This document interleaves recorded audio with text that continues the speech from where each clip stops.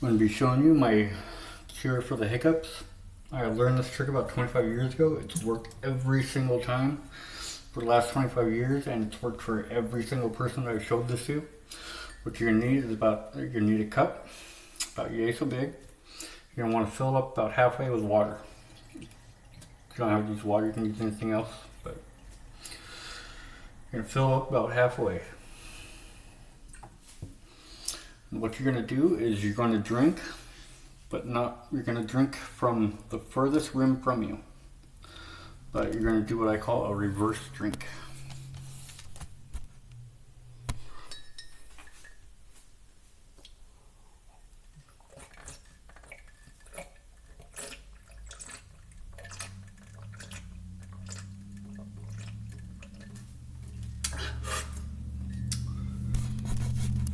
You don't have to drink the whole glass. Just a few big gulps is fine. After that, your hiccups will be gone, guaranteed.